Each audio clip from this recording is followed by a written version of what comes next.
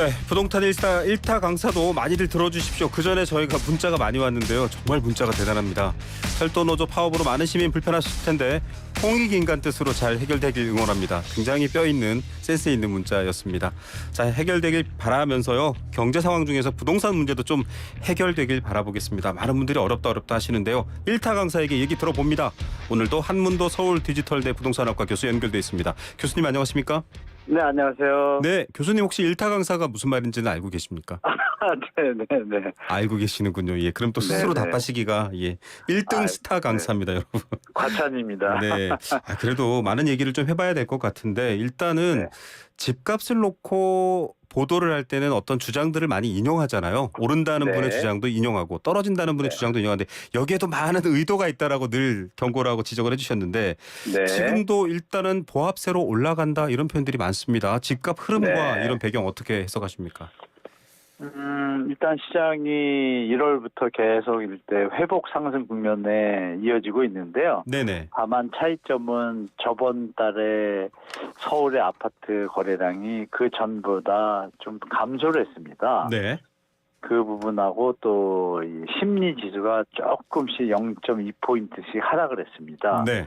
그러니까 상승하던 추세가 일단 멈춤 현상이 8월에 좀 7월 때 나타났거든요. 예. 그리고 전국적으로는 6월 달부터도 좀 나타났습니다. 그래서 일시적인 약간의 소강 상태 들어가는 상태인데 여전히 집값은 뭐 하락하는 기미는 전혀 없고 호가는 올라 있고 상승 추세는 이어진다는 느낌은 계속 이어지고 있죠. 그래서 많이 혼돈스러우실 텐데요. 네. 제가 볼 땐 9월 하반기로 들어가면서 약간의 조정 국면이 나타날 가능성도 있다고 좀 보입니다. 조정 국면이 나타난다라는 건 뭐 단기적인 현상보다는 전체적인 흐름이 있어야 될 텐데 그 배경으로는 혹시 꼽히는 게 있으신가요?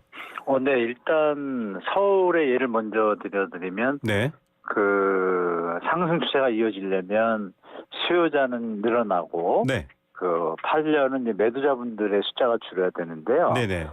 서울의 아파트가 매매 물량이 역대 최대치를 어제 찍었습니다. 네. 그 7만 4천 건까지 확대가 됐거든요. 네네. 불과 7만 건을 아파트 7만 건 돌파한 지가 며칠 안 됐는데 일주일 만에 3, 4천 건이 갑자기 매물이 많이 늘었어요. 네. 그 반면에 이제 그 매수 심리도 약간 꺾였고 거래량이 확실하게 추세를 이어가지 못하고 있어서요. 네. 그런 부분을 볼 때 회복이 이제 많이 되다 보니까 예전에 전고점에 네. 우리가 영끌 시절 최고점이 100이라고 가정을 하면요. 네네. 송파구 같은 경우는 거의 90%까지 회복을 했고요. 예. 좀 강북 지역은 한 80에서 85%. 이 정도까지 회복을 하다 보니까 약간 매수세가 좀 주춤해지고 관망세로 돌아가는 경향이 지금 나타나고 있습니다, 시장에. 예. 이 가격 동향에 따라서 사실 팔려는 사람, 살려는 사람 입장과 타이밍이 다르기 때문에 이 전망을 해주셨고요. 네. 저희가 또 다른 전문가와 함께 그 부동산 규제 관련된 얘기를 하다 보니까 네네. 윤석열 정부가 MB 정부 때와 비슷한 규제를 네. 얼어붙을 것 같으면 풀었다가 또 너무 과열될 것 같으면 잠궜다가 이런 방식으로 좀 보합을 유지하는 MB 때의 정책을 취하는 것 같다 이렇게 분석하셨는데 교수님은 어떻게 보십니까? 저도 그 의견에 거의 공감합니다. 네네. 지금 아직까지 일단 약간 그 회복세가 좀 추세가 강한데 지금 추가적인 특례보금자리론이 일단 정지가 됐고 그렇죠. 50년 주담대도 풀었다가 다시 걷어들이는 어떤 정책 방향을 볼 때 그런 다른 분의 의견에 저도 공감하고 실제로 네. 정부도 더 이상 집값이 오른다는 것보다는 연착륙이라는 것을 명제를 던졌기 때문에 네. 그 선에서 정책들이 좀 진행될 거라고 좀 예측하는 게 맞을 것 같습니다. 예. 그런데 사실 이제 여러 가지 저희가 통계 자료를 해석할 때도 그렇지만 정책이 나오면 시차를 네. 두고 현상이 일어나잖아요. 규제를 풀었다고 바로 가격이 올라가거나 하는 게 아니라 좀 어느 정도 시차가 있어서 이런 부분들도 고려한다면 네. 조금 좀 혼란스러울 것 같다. 물론 보합세다라고 말씀해 주셨습니다만 네네. 어떻게 봐야 될까요? 왜냐하면 지난 정부 정책들이 다 바뀌었다고 급격한 변화가 생기는 게 또 아니고 하니까요. 네. 지금 우리가 2009년도 그 8년대 글로벌 금융위기 터지고 나서 덧졌던 정책과 아까 비슷하다는 말씀 주셨잖아요. 네네. 사실 이번에 던진 1.3 대책과 특례보금자리론이 MB 정부 때 2009년 2 대책이라고 있었습니다. 예. 그 대책과 거의 한 90% 정도 유사합니다. 네. 네, 그때 이제 상태를 말씀 올리면 한 10개월 정도 상승세가 유지되다가 한 11개월째부터 조금 힘을 잃었습니다. 네. 그것을 이제 정부가 많이 회복이 됐으니까 더 활성화를 하는 것을 좀 멈추고 네. 도리어 이제 가계부채가 늘어나는 이런 문제 때문에 약간의 좀 제어 형태로 들어갔거든요. 그러면서 예. 거래량이 다시 조금 줄었어요. 예. 지금도 약간 그런 모습을 거의 비슷하게 보이고 있습니다, 사실. 네. 그리고 데이터들도 좀 그런 게 나타나고 있고, 그래서 저번 달에는 전국적으로 아파트 거래량이 조금씩 감소했습니다. 예. 근데 이번 달에는 조금 오를 것 같아요. 왜냐하면 50년 주담대가 한 2조 정도가 풀렸잖아요. 네, 그렇죠. 네, 그게 일단 지금 멈췄지만 2달 동안 풀린 게 2조 정도 되고, 그 부분들이 이제 그 심사 과정을 거치고 한 달 정도 지나면 이제 대출 승인이 되거든요. 예. 그러면 이제 7월 5일부터 그걸 시작했기 때문에 8월 달 거래량이 이제 이번 9월 말이 되면 조금 증가할 겁니다. 저번 달보다. 네. 그러면 이제 우리 청취자분들께서는 이제 10월, 9월 거래량이죠. 네. 10월 달에 나는 결과를 보셨을 때 만약에 다시 한번 조금 감소한다 이러면 예전에 MB 정부 때 그 패턴과 거의 똑같다라고 일단 유추하시는 것도 좀 합리적일 것 같습니다. 예. 사실 그렇게 정책을 하면 사람들이 이제 관망하시려는 분들은 이제 네. 풀었다가 혹은 조였다가 이런 상황에 대해서 관망을 좀 할 것 같은데 2010년도에 거래 절벽이라는 신조어가 좀 생길 정도로 침체된 적도 네. 있었거든요. 네, 즉 맞습니다. 오를지도 네. 내릴지도 모르니까 팔려는 사람도 좀 쥐고 있고 살려는 사람도 네. 기다리고 이렇게 되면 어떡하죠? 지금은 조금 그때와 다른 점이 하나가 있는데요. 네네. 팔려는 분들이 계속 지고 있을 상황이 안 된 요인들이 한 두 가지가 있는데요. 네. 기억하시겠지만 그 단기 임대 사업자라고 있었습니다. 네네. 그리고 다주택자분들이 이제 양도세 중과 완화 유예 네. 조치가 내년 5월 9일까지예요. 네. 그러니까 5월 9일까지 팔아야 중과 세금을 안 맞으시니까 최대한 파시려고 하겠죠. 네. 그러니까 예전에 MB 때는 그 부분이 좀 없어가지고 네. 지금 말씀 주신 대로 약간 경합을 벌였었는데요. 네. 이번에는 약간 그 양상이 다를 수 있습니다. 그래서 매도자분들이 물건을 쉽게 걷어들이기가 어려운 어떤 환경이 좀 있죠. 세금 때문에. 그래서 예. 내년 5월까지는 매도 물량이 쉽게 줄 것 같지는 않습니다. 제 생각에. 예. 물론 이건 있겠죠. 정부에서 만약에 1년 더 연장한다. 그렇죠. 그러면 이제 말씀 주신 대로 매도 물량하고 매수가 이제 다시 경합으로 갈 수 있습니다. 예. 사실 부동산을 얘기하면서 뭐 본인의 자금이나 혹은 뭐 가족들의 자금으로 다 구매하는 경우는 없기 때문에 금리도 네. 중요하게 보는데 대출과 또 통화 정책도 엇박자가 있었고요. 얼마 전에 네네네. 재미난 기사가 오늘 나왔는데 한국에서는 네. 가처분 소득, 순가처분 소득으로 집값을 대비해 봤더니 내가 버는 돈의 26배입니다. 집값이. 네, 제일 비싼 맞습니다. 홍콩이 44배, 일본은 네. 10배, 미국은 4.5배거든요. 너무 네. 비싸단 소린데요. 게다가 좀 맞습니다. 금리도 지금 사실은 꼼짝 않고 있는 상황입니다. 이런 네. 변수는 어떻게 판단하십니까? 당분 한 1, 2년은 이런 추세가 좀 이어질 것 같습니다. 그래서 네. 우리 청취자분도 들으셨겠지만 그 한은 총재께서 저번에 금리 동결을 하면서 네. 우리 젊은 분들 그 집 사는 거를 네. 뭐 좀 신중하게 고려하라 그렇죠. 이런 얘기 했었거든요. 그게 이제 힌트를 주신 거거든요. 네. 그 얘기 뭐냐면 1, 2% 예전처럼 그런 저금리를 기대하지 마라 그랬었거든요. 그러면 네. 결론은 3% 선에서 금리가 기준금리가 될 거라고 보고요. 네. 그러면 이제 시장 금리는 이제 뭐 아시는 바와 같이 코픽스나 가상금리 더하면 한 5% 선에서 움직일 겁니다. 예. 그러니까 그거를 예측을 하시고 1, 2년 시장이 그렇게 가겠다라고 생각하시고 대처하는 게 일단은 좀 안정적이라고 좀 말씀드리겠습니다. 예, 이런 상황들을 잘 고려하지 않으시면요. 그냥 집을 사야겠다. 집을 사면 뭔가 네. 이득이 있지 않을까라고 막연하게 생각하시면 안 됩니다. 오늘 1타 강사 한문도 교수님의 얘기 잘 들으셔야 될 것 같고요. 그리고 추가적으로 말씀드릴게요. 그 금리가 인하가 되면 집값이 오를 거다라는 뭐 요즘 말씀들이 많잖아요. 네네. 그러니까 한은 총재가 금리가 내릴 거라는 거에 대해서 좀 강경하게 얘기를 했기 때문에 네. 그 기간에 텀을 많이 두시고 혹시 투자 마인드가 있으시다라면 네. 정말 조심하셔가지고 접근하시길 뭐 말씀드리겠습니다. 맞습니다. 이 뭐 영끌 얘기 나오던 시절에 사실 저금리의 상황이 있었기 때문에 네. 다시 한번 또 그게 가계부채로 지금 좀 위기가 네, 되고 맞습니다. 있기도 하고요. 네. 이게 네. 또 하나 궁금한 점이 있습니다. 서울이 선행되지만 서울과 지방을 나눠서 보는 분들도 있고요. 가깝게는 서울과 경기도를 나눠서 보는 분들도 있는데 네. 그래도 부동산 쪽으로 관심을 갖고 있거나 내지는 실수요자 분들이 보시기에는 이 두 군데의 상황이 다른가요? 어떻게 봐야 됩니까? 차이점 분명히 있습니다. 네. 서울은 일단 뭐 희소성의 차원에서 본다라면 한 2배 정도의 희소성의 가치가 있고요. 네. 다만 그 희소성이 있다 할지라도 가격이 적정선일 때 희소성의 가치가 시장에서 좀 움직이는데 지금 이제 거래량이 안 받치는 걸 봤을 때는 이제 희소성의 가치보다 네. 가격이 좀 업돼 있는 상태라고 보시면 되고 네. 경기도 일대는 아시겠지만 작년에 좀 많이 좀 그렇죠. 조정이 있었잖아요. 조정이 있다 보니까 경기도는 거래량이 상당히 많이 늘었거든요. 예. 그럼 경기도는 많이 그 어떤 조정폭에 대해서 말씀 주신 대로 그 차액에 대해서 실거주에다가 앞으로의 어떤 주택 가격이 조금 상향 안정화됐을 때 그때 갭을 생각해도 투자 수익이라는 부분이 존재하거든요. 네. 그래서 이제 접근하는 방식에서 볼륨에서 가격 자체가 서울보다는 또 경기도가 조금 저렴하지 않습니까? 네. 그러니까 투자 마인드와 실거주를 같이 가지신 분들이 어떤 대부분의 분들은 이제 경기도에 좀 관심을 좀 많이 가지시는 추세가 네네. 있고요.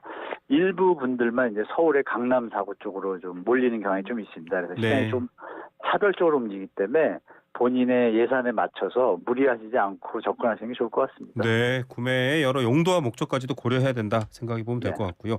제도도 좀 보겠습니다. 부동산 네. 제도 관련돼서 뭐 여러 가지 소개가 나오는데 공공분양 주택에서 출산 가구 특별 공급 확대 얘기가 나왔습니다. 뭐 네네. 저출산 문제까지 연결돼 있는 것 같은데요. 또 네. 청약 제도도 좀 개선됐다고 하고요. 교수님 아시는 바 좀 쉽게 설명해 주시죠. 그러니까 우리 대한민국이 저출산 시대가 돼서 좀 사회 문제가 되는 것을 뭐 다 알고 계시잖아요. 네, 그런 부분에 대해서 이제 정부가 출산 가구에 대해서 뭐 출산 장려 차원에서 또 그리고 무주택자, 또 신혼부부 이런 계층들을 위해 가지고 좀 확대를 했습니다. 공급 물량을. 네. 그 공급 물량뿐이 아니라 이제 우리가 보통 대출 금리가 부담이 되지 않습니까? 네, 이 부분에 대해서도 좀 파격적으로 저금리로 이제 지원을 합니다. 그래서 네. 금액 단위도 주택 같은 경우에 이제 9억까지 상한선을 높여줬고요. 네. 대출 금액을 5억으로 해줬습니다. 예. 그 금리가 최저 금리가 한 1.6% 수준입니다. 3.3% 최대가. 네네. 거기다가 또 이제 우대 금리 적용하면은 3% 2% 이런 분들도 한 1.5에서 2% 사이에서 머무는 경우가 많아서 네. 상당히 매력적인 어떤 환경을 정부에서 제공을 했습니다. 다만 예. 아쉬운 점은 네. 물량을 갖다가 공급을 해주시는데 네. 이 물량에 대해서 완전하게 어느 정도 물량을 공급하겠다라는 건 아직 확정이 안 됐어요. 네. 다만 민간 아파트 분양 부분에 있어서는 한 1만 호 정도 이렇게 얘기가 나왔고요. 네네. 공공 분양은 아직 픽스는 안 했는데 일단은 그 신혼부부 특별 공급하고는 좀 다른 겁니다. 그래서 따로 예. 추가가 되기 때문에 우리 신혼부부나 중에서 출산에 해당되는 분들은 그 대출 금리도 너무 저렴하고 또 특별 공급도 하니까 이 부분에 대해서 또 금액도 많이 높여줬기 때문에요. 이 부분에 대해서 관심을 많이 가지시고 접근하시면 좀 도움이 되실 것 같습니다. 예, 뭐 여러 가지 파격적인 좀 조건이 있어서 굉장히 좋은 위치에 좋은 입지에 있는 네. 물량도 좀 생각해 볼 만하겠다 이런 생각도 듭니다. 네. 뭐 공급 제한 같은 것들이나 건설비 부담 때문에 좀 현장하고 엇박자가 나진 않을까요? 저는 그렇게 보고는 있지 않습니다. 왜냐하면 작년 그러니까 전 정부죠. 전 정부 때 네. 이제 공공택지 미리 예정부지 물량이 충분히 있고요. 네. 그 부분에 대해서 이제 특히 3기 신도시라든지 그리고 또 도심지 내에도 유휴부지 물량이 좀 있지 않았습니까? 예. 그런 부분에 어떤 정부의 어떤 발표 워딩을 보면 그런 부분에 좀 총력을 기울여서 또 이 공급 물량을 적정한 때, 그러니까 가을, 겨울하고 내년 봄 이때 좀 많이 공급할 계획을 갖고 있는 걸로 알고 있거든요. 예.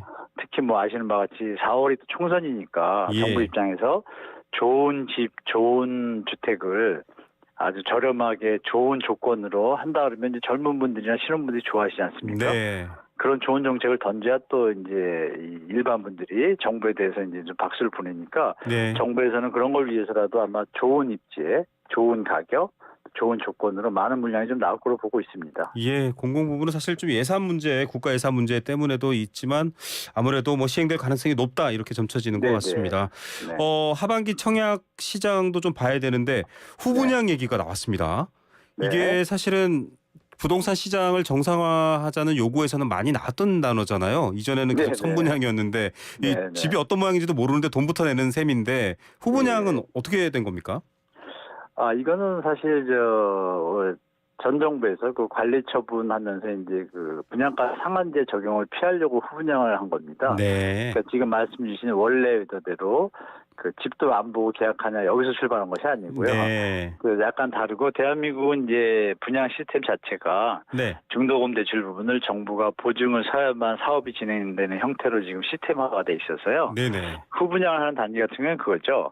조합원들이 분양가를 좀 높이고 싶은데 네. 정부에서 분양가 상한제 제한을 두지 않습니까? 네네. 그걸 이제 피하기 위해서 하는 경우에 해당되기 때문에 네. 분양가를 최대한 조합원들이 원하시는 부분까지 이제 높일 수가 있죠. 네네. 그래서 분양가가 어떻게 나올지 모르지만 그래서 그런 좀 차이점이 있어서 사실 뭐 앵커님 말씀하신 게 맞죠. 원래 네. 물건을 보고 사야 되는데 대한민국 그나마 시스템이 잘 운영돼서 네. 아파트들이 이제 잘 지어지니까 그렇죠. 서로 믿고 이제 운영되고 있다고 보시면 되겠습니다. 그래서 앞으로 후분양 이렇게 많이 나올 것 같지는 않습니다. 네. 건설사를 좀 건설 경기, 건설 상황을 돕기 위한 선분양 제도였는데요. 또 그렇죠. 이미 시스템이 돼버렸네요.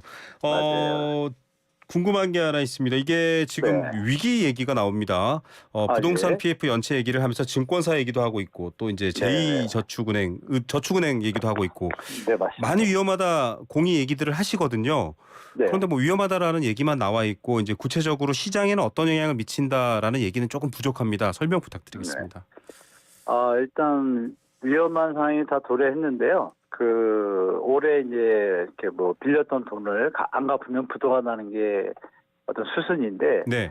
다들 이제 그 대환 대출이라고 하죠. 예. 뭐 일반 서민들 입장에서 대출을 3%짜리 쓰다가 뭐 4% 쓰다가 네. 막을 수도 있잖아요. 네네. 그러면서 또 사업이 성공하면 갚을 수도 있는 거고 그런 것처럼 요번에 이제 정부가 워낙 많은 현장이 좀 위험부실할 가능성이 있다 보니까 네. 정부가 공격적으로 만약에 이게 전체가 갑자기 이러면 이제 경제에 좀 부담이 되지 않습니까? 네. 금융 시스템에도 그렇고 네. 그러다 보니까 전격적으로 자금도 지원도 하고 대주단도 만들고 지원팀도 만들어서 네. 지금 한 73% 정도의 현장들이 그 만기 연장을 다 했습니다. 예. 그래서 한 10%에서 25% 정도가 이제 매각하거나 상각하거나 이런 과정을 하고 있어서 일단 부동산 PF 쪽은 일단 한숨을 돌렸습니다. 예. 돌렸는데 이제 뭐 일부 뭐 협자 들어가는 이금융기관에서 단위 조합별로는 이렇게 조금 문제가 있을 수 있지만 네. 전체적으로 번지는 상황은 좀 일단 막았습니다. 그래서 예. 일단 한숨 돌렸고요. 다만 이제 외부 요인이나 다른 것들이 좀 조달 금리가 좀 높아졌거든요. 예. 대환 대출하면서 그 금리가 예전보다 좀 높아져서 사업성에 좀 무리가 오는데 그 부분이 이제 부동산 시장이 만약에 안 풀린다고 하면 네. 그러니까 나중에 또 어떤 문제로 나올 가능성이 있지만 현재는 일단 무사히 넘어간 상태다 이렇게 보시면 되겠습니다. 예. 끝으로 뭐 앞서도 저희가 이제 10년 전 이야기, 뭐 이명박 정부 시절 이야기도 했는데 네. 자료들을 찾아보니까 주택 공급 네. 부분에서는 오히려 이명박 정부나 박근혜 정부 때 공급이 적었습니다. 그런데 네. 집값은 또 대세 하락이었고요. 노무현 네. 문재인 정부 때는 특히 보면은 굉장히 집 공급을 많이 했는데 주택을 또 네. 엄청나게 가격 올렸어요. 언뜻 보면 그렇습니다. 수요 공급이랑 안 맞는 것 같기도 한데 네, 맞습니다. 이런 상황은 전체 흐름에서 어떻게 보통 판단하십니까? 그러니까 경제학에서 그 수요 공급이라는 것은 이제 다른 조건들이 안정적일 때 지금 말씀처럼 공급이 적으면 당연히 가격이 오르고 수요가 많아도 오르고 반대는 반대로 되는 것인데 그렇죠. 아시겠죠? 말씀드린 노무현 정부 때 그렇게 공급이 많아도 올랐던 이유는요. 네. 일단 소득이나 경제 성장률이 좋았습니다. 지금은 뭐 꿈꾸기 어렵지만 그때 네. 평균이 한 7%, 좋을 땐 막 8, 9%, 10%였고 적을 때 한 5%, 6%였는데요. 지금 아시는 바와 같이 좀 경제 성장률이 예전 같지 않잖아요. 네. 쉽게 말하면 집값 오르는 것보다 버는 돈이 많고 금리 오르는 것보다 내가 버는 돈이 더 많으면 당연히 수요를 창출하겠죠. 경제 상황이 그럴 연결돼 때는 이제 있군요. 계속 올라가는데 네. 말씀인 것처럼 MB 때는 물건이 적는데도 가격이 하락하거든요. 예. 그거 뭐냐면 경제 상황이 안 좋으니까 수요가 더 주는 거죠. 예. 공급이 10이 줄었는데 수요가 20이 줄면 가격이 하락하겠죠. 예. 그렇게 보시면 될 것 같습니다. 수요 공급만으로 네. 집값이 오른다 내린다 하는 것은 경제가 안정적일 때 맞는 말씀인데요. 네. 지금은 그런 상황이 아니니까 다른 어떤 경제 요인들도 같이 보시고서 판단하는 게 더 정확할 것 같습니다. 네, 국민소득 3만 불 시대 뭐 이런 얘기 기억이 나네요. 말씀하시는 거 보니까요. 네. 예, 한 3년쯤 뒤에는 좀 공급 단절에 대한 효과로 또 다시 집값 급등하지 않냐 이런 말씀하시는 분들도 있는데 끝으로 짧게 한마디 어떻게 네, 판단하십니까? 저는 이제 그렇게 보고 있지 않습니다. 왜냐하면 가처분 소득이 감소하고 있고요. 아, 네. 네, 그리고 생산 설비 투자 산업활동 지수들이 좀 약합니다. 네. 보통 이런 것들이 이제 스며들면 한 1, 2년, 2, 3년 뒤에 나타나기 때문에 네. 상승할 수 있는 여지는 있으나 만약 네. 하더라도 제한적일 것이고요. 네. 만약에 좀 시스템이 약간 우리가 좀 조정을 겪는다 그러면 도리어 또 하락할 소지도 있다라고 좀 말씀드리겠습니다. 네. 자, 부동산 1타 강사 서울 디지털대 한문도 교수였습니다. 감사합니다. 네, 고맙습니다.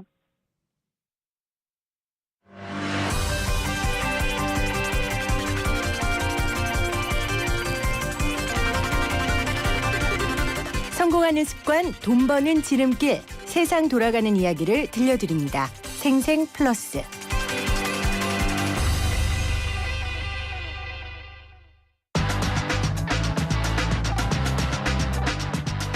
네, 금요일의 마감, 한 주의 마감 시황 이야기 알아보겠습니다. 신한투자증권 서인원 PB 전화 연결됐습니다. 안녕하십니까?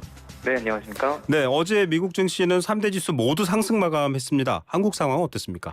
네, 어제 미국 증시 상승에 거기다 오늘 오전 그 중국의 경제 지표 좀 잘 나오면서 네. 좀 상승했는데요. 어제 이어서 상승이 나왔지만 세부적으로는 좀 시장별로 좀 다른 모습을 보였습니다. 오늘 코스피는 1.1% 상승해서 2,601.28포인트로 2,600선을 지난달 8월 11일 이후로 약 한 달 만에 좀 돌파했고요. 코스닥 같은 경우에는 0.05% 소폭 하락해서 899.03포인트로 마감을 했습니다. 오늘 코스피 대형주 위주로 좀 상승이 나오면서 코스닥은 좀 상대적으로 좀 쉬어갔습니다. 네. 자, 수급 상황도 알려주시죠. 네.